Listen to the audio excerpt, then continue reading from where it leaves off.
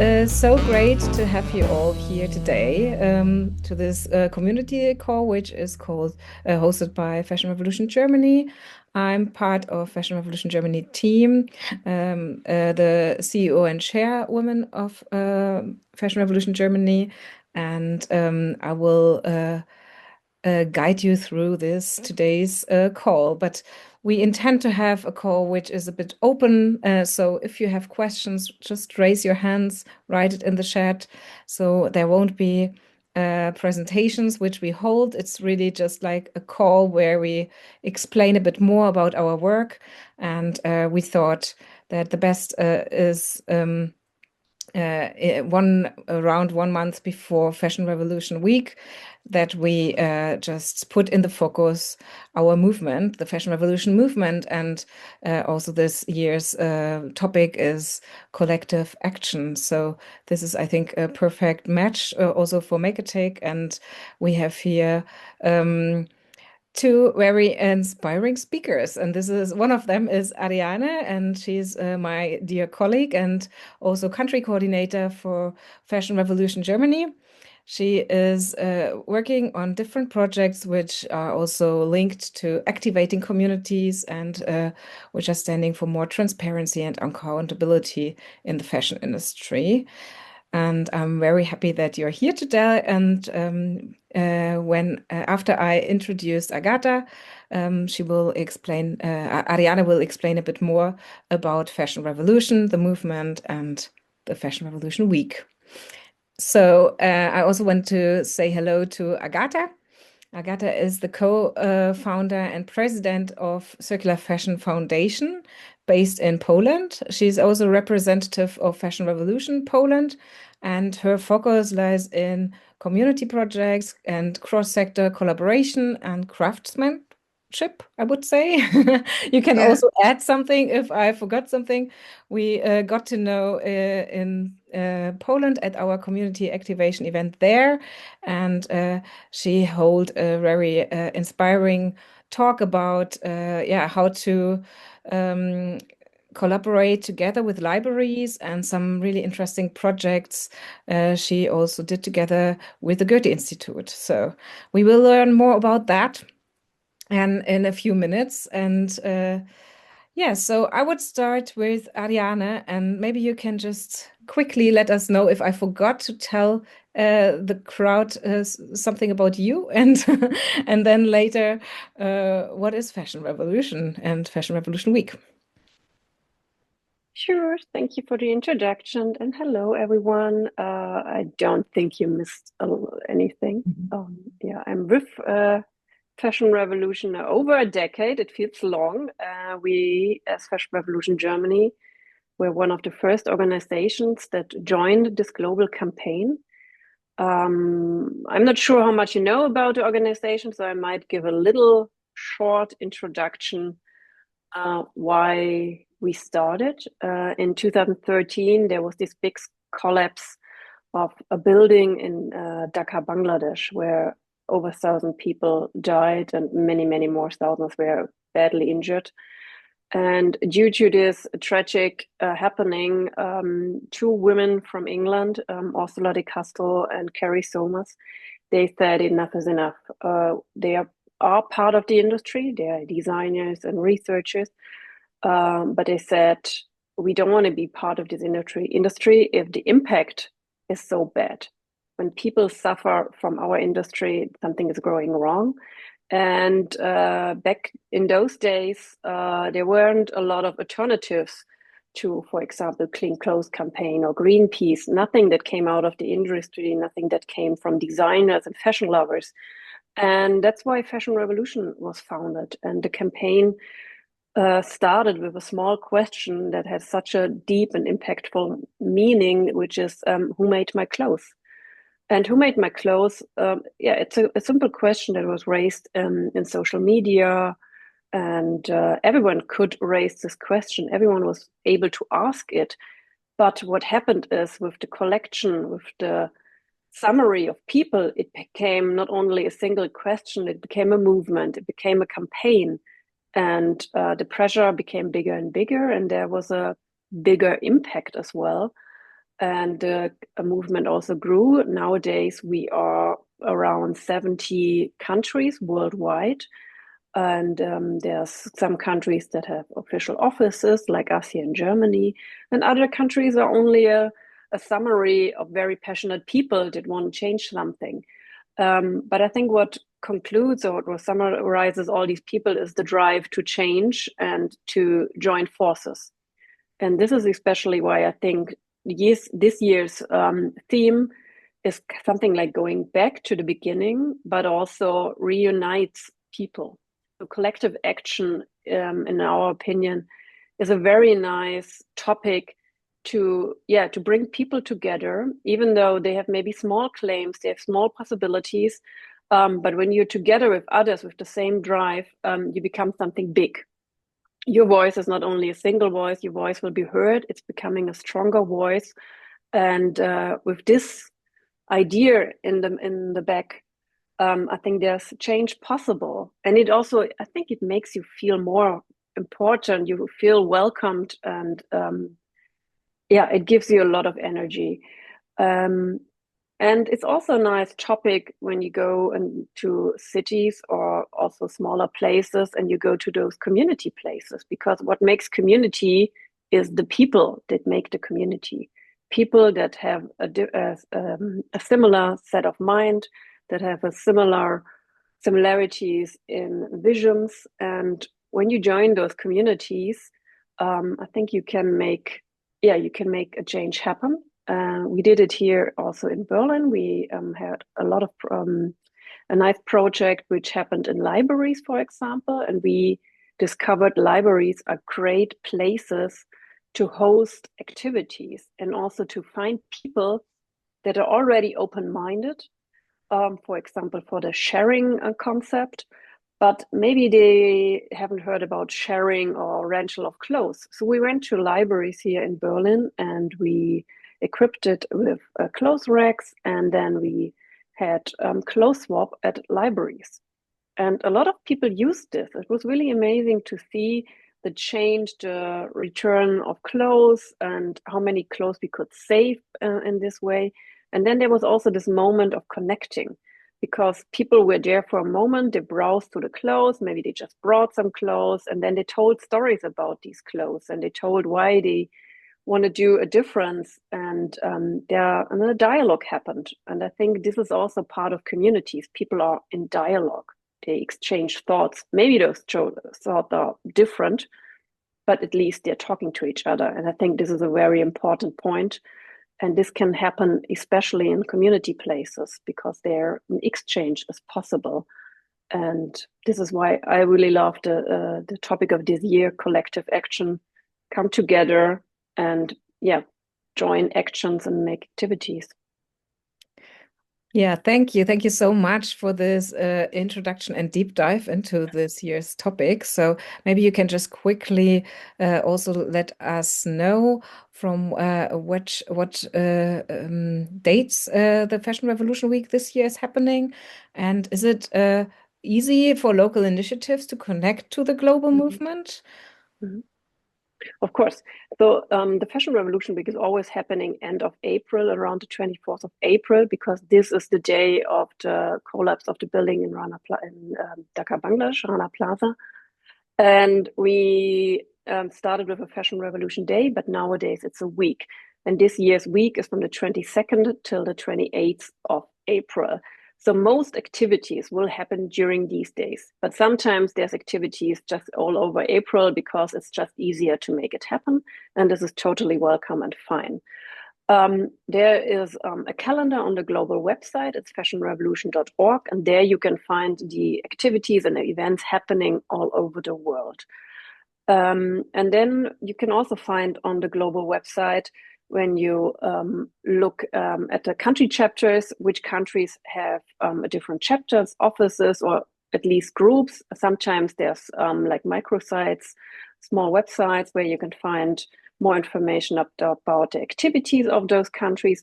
usually there's at least one contact person, and you can write this contact person, and then you're already in touch, and then the magic might happen. You know about what's happening in your country, maybe something happens in your city. And to my experience, all country coordinators are very happy if you reach out to them with questions, but maybe also with motivation to support. Or if you are a community, if you are a library or anything else, and you would like to host an event, you can also just suggest to them how you could collaborate and yeah, join forces. Yeah, cool. Yeah, I think it's also really interesting how this community grew. It's somehow also like a family, which we became in the last years. And Agata, now I come to you, and you are also part of Fashion Revolution Poland on one hand, but on the other hand, you have also your own foundation, which is the Circular Fashion Foundation. And maybe you can just let us know if you planned already something for this year's Fashion Revolution Week in Poland. And then let us know how you or your projects are linked to libraries and community activations.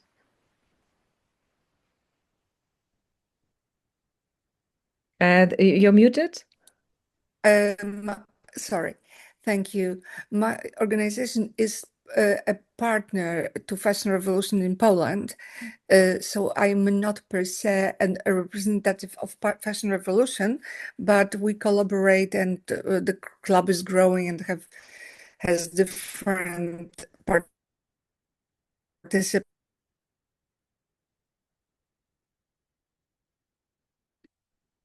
Now the connection is a bit bad.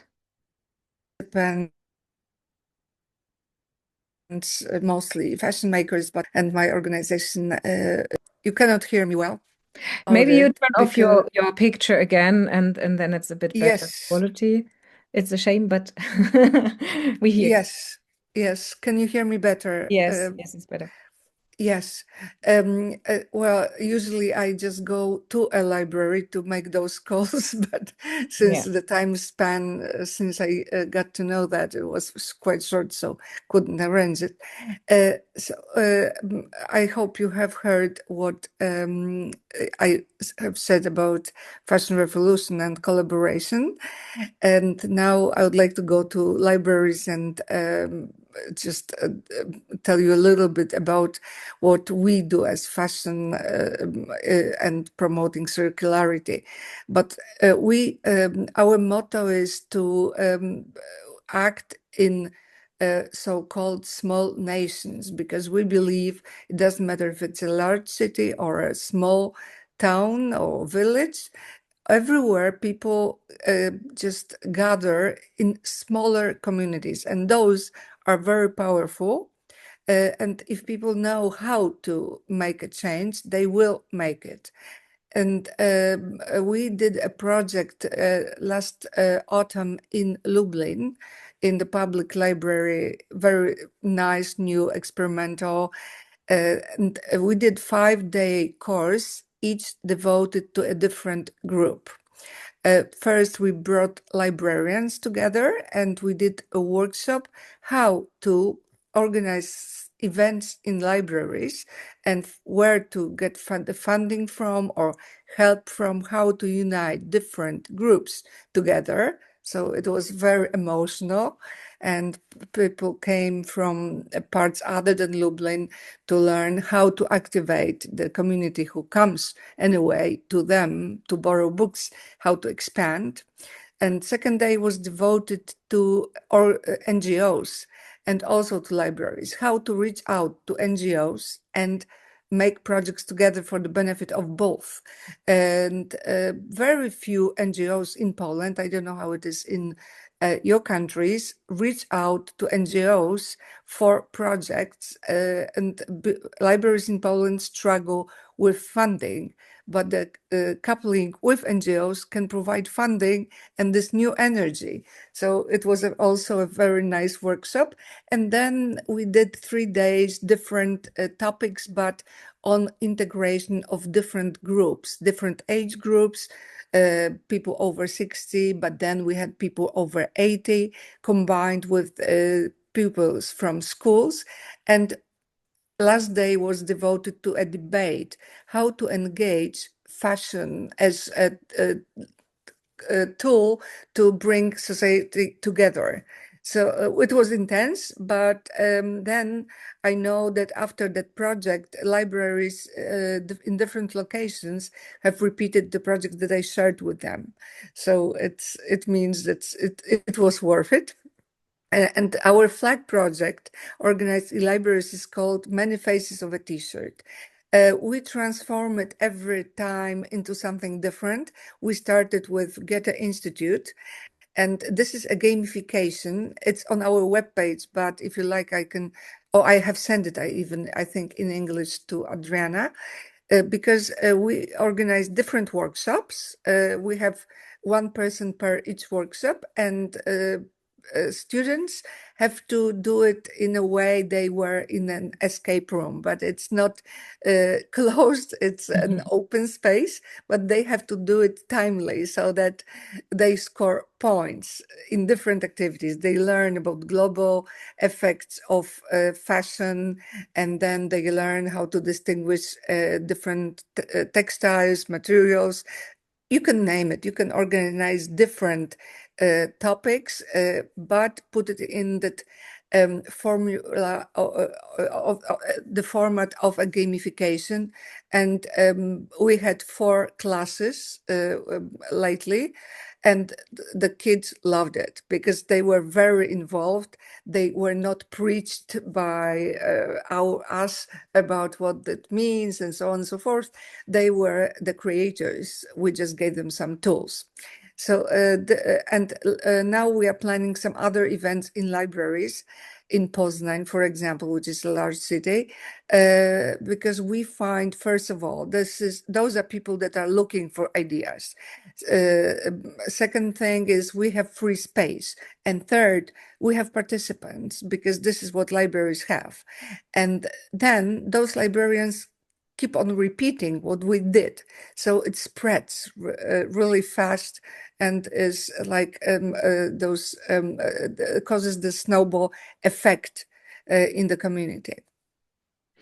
Yeah, I think that's a pretty good example how to organize a collective action format. And yeah, I wanted to ask also what role the libraries play in this event. You already told us that they give free space. I'm quite sure that they don't have the money to support normally, but they have the people. And then you find other ways how to finance this formats, like with the Goethe Institute, or how is it working normally? Because the workshop participants, they don't pay for it really, or? No, they don't pay. We participate in grant programs and also combine it with sometimes funding from Goethe Institute. But we would like to expand it further, attending a reception on Sunday at the embassy of Germany, because we want to, I think, just make it more spread out in different settings in collaboration with Goethe Institutes. I participated in Goethe Institute in 2 projects last year. One is called Crafts for Libraries. It means that we have to think about how technology can help preserve crafts and what role can libraries play in it, and have those libraries also open to the public in those spheres. And second was green libraries. So it was also very interesting. 10 countries in each project, and we shared some experiences starting from swap parties, but some repair shops and including different groups. So library plays a vital role in shaping the program. This is what I start with, because giving free space is something which is nice, but it would be very controversial for us just to use the space for our purposes and not include them as the authors of what we present, because it has to match the needs of that particular surroundings and society around the library. That's why, for example, in that Lublin, the 5-day workshop, we adjusted the program so that people who are 80 years old and who also come to the library in a group, it's an informal group, but they like to socialize. We shaped the program so we accommodate their needs and invited some craft making circles so that they share with those elderly active um, society members, that they can learn and still. And it's not that they are just used to teach us, but they can learn themselves and develop. So it depends on the library what we try to diagnose it really well. It differs from Warsaw, the capital, and smaller cities. So we are very flexible in it. And would you also be open to go abroad with your format, Many Faces of the T-shirt, or are you concentrated Yeah. now on Poland? Yes, of course.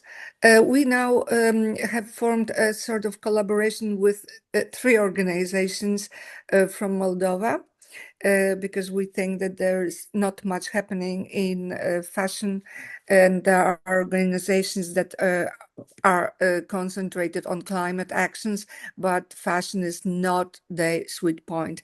And they were extremely interested. So we are now forming a program. Hopefully we'll get the funding. And we want to produce our documents and our instructions, which we publish after every project. We have an instruction on our webpage how to do the same kind of project that we completed. Somebody can invite us, but also can create their own based on our instructions. So we would be very interested to translate all those materials into English so that they are available broadly. Yeah. Yeah, perfect. That sounds really good. I don't know about our listeners, and do you have any questions to Ariane and Agatha until now? Because we were talking now a lot, and there were a lot of Yes. So let us know if you have got something to add, or if you have any questions which came up in the meantime. I'll just check if there is someone.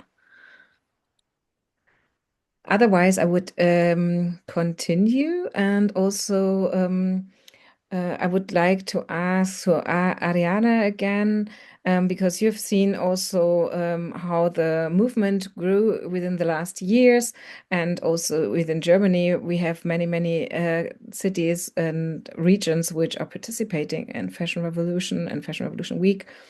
And what is your experience? Is it really hard, or what is the magic and to activate the local communities?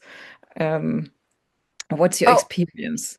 I'm sorry, if I may, I forgot to add that on the 22nd, we are organizing in a very small city a fashion show, which is it's directed towards schools, and students are supposed to use only something they already own. So I will send you some report from that. Is it the 22nd of April? So Fashion Revolution Week. Yes, Ah, yes. cool. That's interesting. So Yeah. I can send you some information on that. Yes, please. Ariane, what's your experience within the last years? Is it really hard to activate communities? And yeah, I think it can be hard, to be honest. Sometimes it feels very easy and light when you see there's a group of very dedicated people and then they do something, but in the end you see it's a lot of effort still. But what I also observe is that it's very often worth it. People are very motivated and they want to change something, and in the end they're very happy about the results. They joined a group, a community, they formed a group or a community, and then they made something happen. And usually this brings together a lot of people, and I think it's always a very positive result, a positive event, also with fun involved. I mean, if you have a clothes swap, of course you can change clothes there, exchange clothes, and do something good, but it's also a lot of fun. And I think this is really re-energizing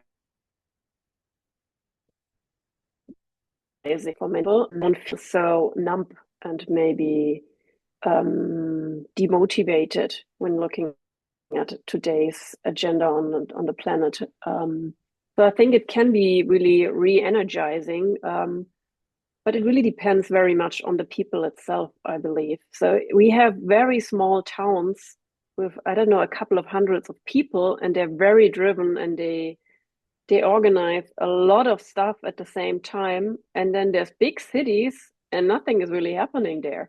So it is really depending on the people, and then also on the time they can dedicate. And sometimes they're very motivated for a couple of years, and then it's too much, and then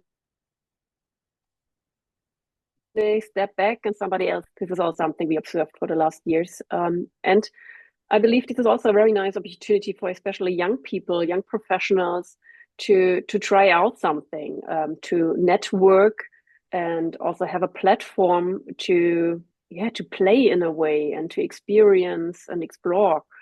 And I think this is really, it is a very potential moment. Yeah. Yeah, I think it's also good to highlight that collective action is really also relying on single actions and single individuals which drive it forward. And also what we find, I think, with Fashion Revolution Germany, and also Agatha already told before, is the importance of partnerships. That in the last years, we really tried a lot during Fashion Revolution Week here in Berlin, for example, to collaborate with Clean Clothes Campaign, with Greenpeace. There's the Deutsche Umwelthilfe, an environmental organization here in Germany. And also in the smaller towns, we have a lot of like fair trade towns joining, and or where already some people are, but there are always just like some people. And if they join forces together, it's much easier to do something bigger. I don't know, Agatha, if you want to say something about your perspective with Fashion Revolution Poland and how you are there structured. Ariane told us a little bit already about Germany, but is it easy to activate people there during Fashion Revolution Week? Is it already well known, or how do you feel it, or was it in the last years growing? I can just say from my perspective as a foundation, because well, we in this coming back to last year, in fall we had a meeting of all partners of Fashion Revolution. So it is quite difficult to organize big events because the funding is very scarce, and despite the problem being a global one and also national one, because we have those rules of segregation and from January last year, still there is no, I would say, framework to tackle the problem. And it's all blended with climate talks, but there is no like a separate line in the government which would concentrate on textiles. It's first thing, and the EPR solutions are very blurred. I cannot read the language, which would just convince me that those actions are really something that will bring the result that we all await. There is not much about education in that respect, and also smaller manufacturers who want to pursue a career in circular fashion, they struggle because there are several incumbents that claim that they are circular, not that it is not necessarily so. And those smaller ones, which should be the cream of those changes, they have no structural support from the government. So what I would like to do, not this year, but next year, is to talk about some strategic advice given to the government by all partners of Fashion Revolution together, and that we have a voice in saying what should be done. There is a light in the tunnel because the government just produced a paper on what young people need in order to grow. And one of them is being the clear career path. So maybe we can just go along that one. And so what would be needed for a person from smaller town, which is also a problem because people migrate from smaller towns to bigger towns. They are frustrated by cost and so on and so forth. How can they use their original culture and heritage and make a living out of circular fashion? So we discussed all this last year in autumn. And I hope that next time we meet, we will just just think about the program which we can implement in order to be visible next year. Yeah, that's really interesting and also good to hear that you are engaged also on this political level.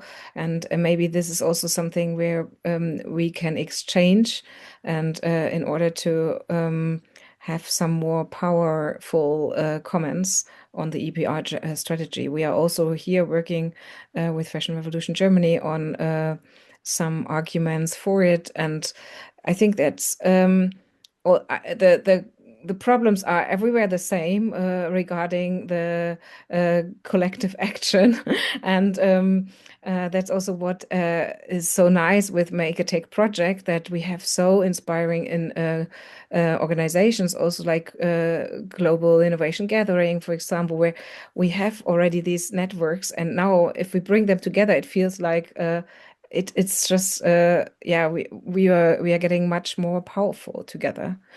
There is hand raising in our audience. Leila, do you mind turn on your screen if possible so we can also see you, and maybe you also can let us know from where you are, and yeah, what's your question? Thank you so much. I am Leila. I am from Colombia, but currently living in Prague and part of the Gig network. Unfortunately, I cannot turn on my camera. I will also have a failure with connection. But my question to you as a network is if you, I mean, I understand that we're discussing the power of community and the gathering of all the networks to have a larger voice and a larger impact. But if any of you have thought of or have had experience partnering with big industry partners, is this part of your strategy, or if you'd rather stay as a smaller collective that is bringing that voice? Because I guess that's my question when it comes to is the community going to be able to overturn some of these wrongdoings of the fashion industry, or whether it's imperative also to join or to try to change larger industry partners.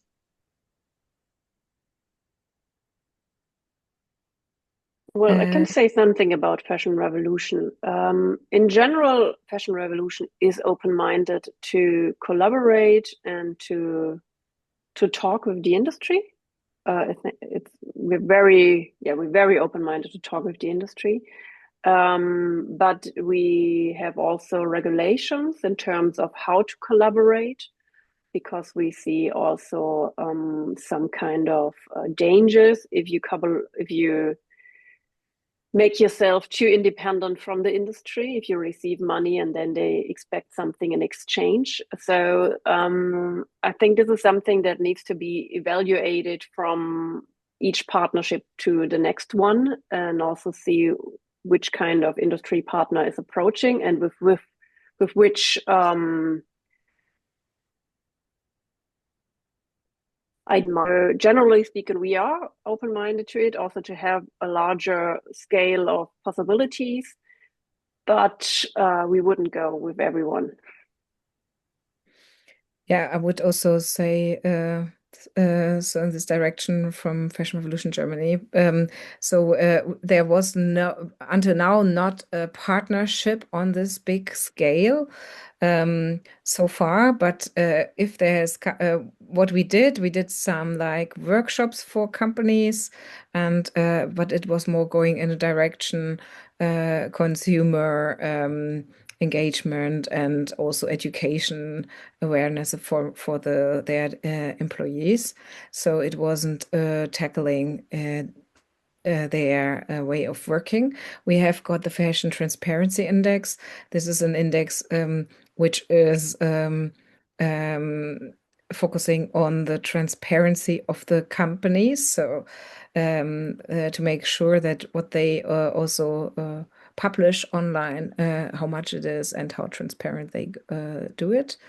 And we evaluate before we do partnerships together. So, yeah, as Ariane said, we want to change something. So also we need them. We need to work together. Agata, what's your experience from your side? Have you been working with bigger industry partners? Well, I come from that background because I used to be an investment banker for 20 over years. So I spoke to the largest textile producer in Poland at some trade fair. But I would, first of all, I thought their actions are really something that we could join because they organize repair shops in their stores. But now I think that they would swallow us simply. So, and also uh, we prefer to be on the side of communities rather than partnering with such a large partner who is not very transparent, because never you learn what exactly is behind the supply chains. And that's why I do not really see those large companies as partners. I prefer to couple with municipalities and being closer to decision makers, but to also to participants who make our movement powerful. So this is my opinion. I know the businesses from the side of a banker, and I know how it can be very manipulative. That's why I'm kind of reluctant. Yeah, and it's also our credibility. In the Yeah. past, we had also one request for a bigger donation from a person who really wanted to somehow wash his hands white again. And Yeah. we denied it because we didn't want to be linked to this person in the public. So, I mean, we invite people from organizations to talk together and to do something together. But I would also agree that if we are working together and making this public, then it's really hard that we don't lose our credibility. Yeah, indeed. That's what I think. But I'm open because things can change. So it's not that we think we will never collaborate with large companies. I never say that, but we have to be very selective and think what gains can be to see the problem as a whole, having a lot of aspects. So I observe it. I watch what they're doing and just see where we can fit, not to lose our objective. Yeah.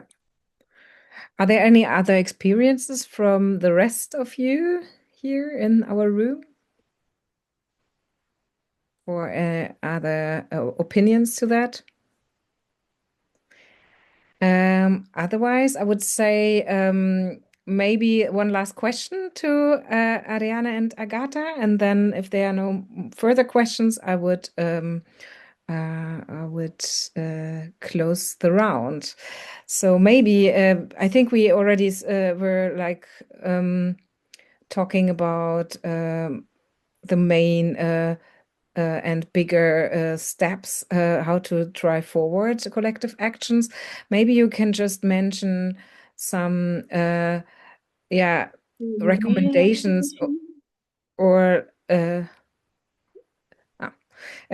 some recommendations or small first steps you would give if you want to raise more community like the community and the collective actions. Are there some advice you can give? Is there some advice to just have have it easier the start, because sometimes it feels a bit too big, and if you do baby steps then it's easier to start. Yeah, I think it's always a good idea to not do it by yourself. So if there's somebody that has similar visions, it might be other single people, but also maybe there's a local group with similarities in goals. I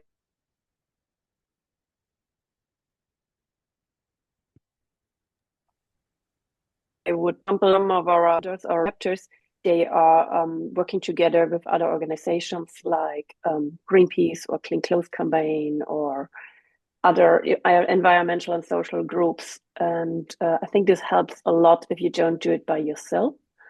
And then, of course, reaching out to local spaces is also a great idea. So, for example, the libraries, but maybe also the municipality. Maybe they shop somewhere, and the municipality is happy to have someone happening during a couple of weeks, and they give it out for little money or even for free. I think this is also something that happened quite a lot in the past. And you can, of course, start also online and create some interesting content. But I think a physical event is something that brings you this is a great way to connect on a deeper level. And it doesn't have to be a very large event. It can be also a small event. So maybe do some baby steps in the beginning, but I think on the long term, you will see some very nice results. Yeah, cool. Thank you. And Agatha, before we continue with you, we have one more question from Nandita. I oversaw, but Nandita, maybe you want to turn on your picture and let us know your question. Are you there?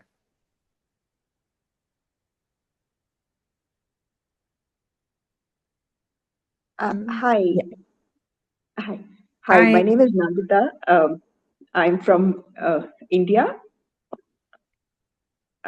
Sorry, it's taking me a bit of time to. I'm using a mobile phone and trying to connect with the call. We can hear you. Yeah. Hi. Now we can see you. Perfect. Thank you.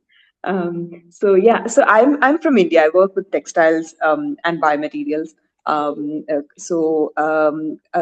was listening to the conversation, and my question is connected with something that Laila earlier mentioned, and it is also connected to the geopolitics as well.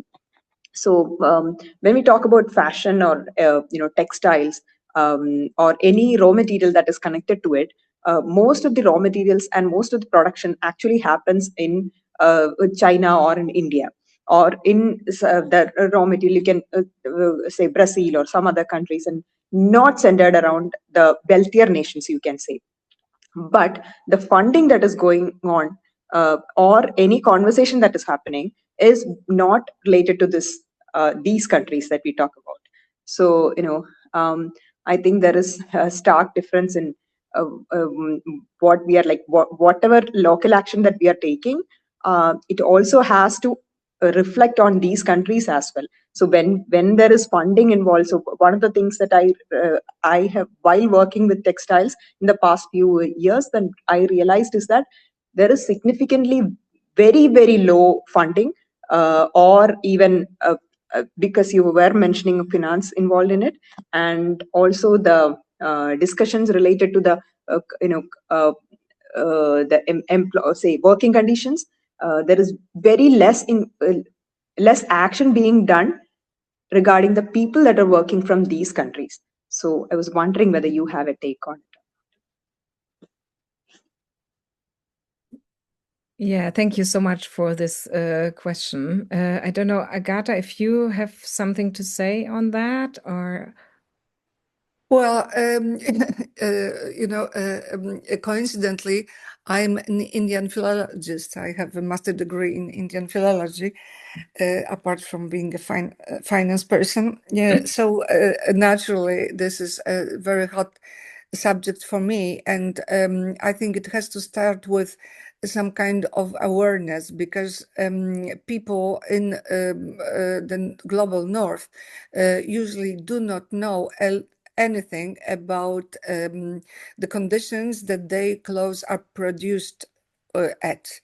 And also, what I observed with feeling very sad is that in some educational grants, we are not allowed to show some pictures, for example, from factories, because we can shock children. But I think that we have to also, in that, what I think, the connection with the governments, we have to emphasize that particular way how our clothes are produced and what people can do with their money. Just instead of buying, they can just put the funding into something which can bring up those that produce our clothes, that they can get out of poverty, which is education. I, as an economist, hear a lot of nonsense. I'm sorry, I get a little bit aggravated when I talk about it, that people think that when we produce our stuff in countries like Bangladesh, like the Philippines and India, we enrich the people. So I always use this argument: would you like your kid, instead of going to Harvard, to go and work in those factories?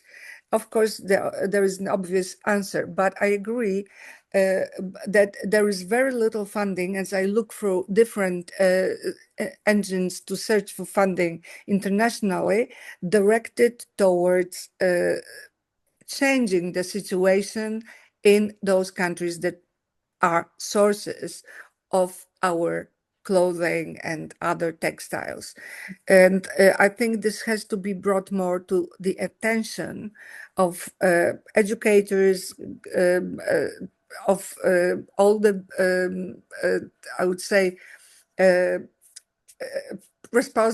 persons responsible for changing the situation, because we all agree that the situation has to change and is very complex. So we have some programs in Poland. They are not massive, but I would gladly collaborate with India or the Philippines. Or so if you want to drop me a note, they come sometimes like in spring once, and in autumn. This is the second round, and we could do something which is like awareness actions and alike. So I would just drop my email on the chat. I don't know if I answered the question. maybe also, Ariane, you want to add something from Fashion Revolution's perspective? Well, I think the only thing I can add that we totally see this problem and we are aware of it, and also the country offices that are in countries that are in a big disadvantage, they claim about it, and it's just unfair. Or it's a cruelty in this world out there that there's so much going wrong in some places, and then there's at the same time no funding there.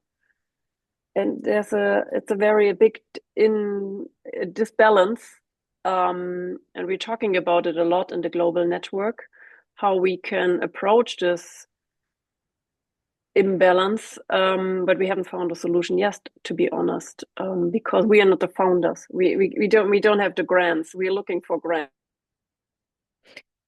And also what we try more to do is, or we look more into it, how we can also support our countries from the global south, so they are getting also more funding on that.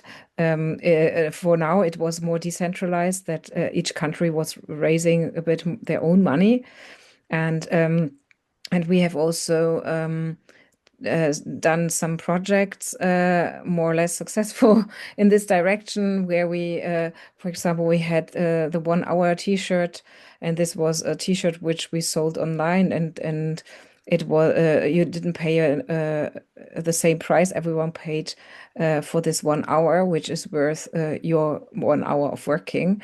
And then we supported some organizations also in Bangladesh, and which fight for more justice.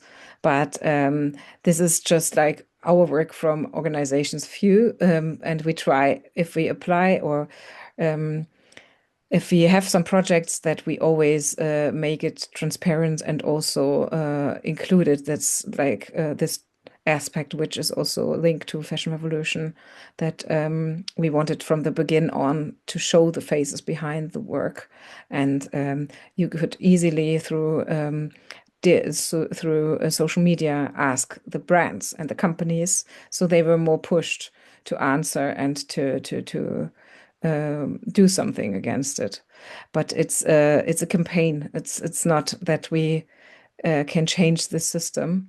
We this is something which needs to be linked, and where also the companies need to work together, and the politics. Unfortunately. Yeah, but thank you so much for raising this and bringing this into the conversation. Are there any further questions or adds to this perspectives? Otherwise, I would thank you all for being here and being part of this conversation. And I think it's also really just interesting to see from which organizations you've been and where you're from. And just this exchange, I think, brings also a lot of, for me, a lot of inspiration. There's still to do, what we do need to continue with our work. And I hope that we can just continue to build these connections, and turning also our projects into bigger projects, and also the work with Make-a-thek in the libraries, that we create more these living spaces for the change. Yeah, thank you. Thank you so much. And I think we nearly did it with 1 hour. I don't know how it's normally going, but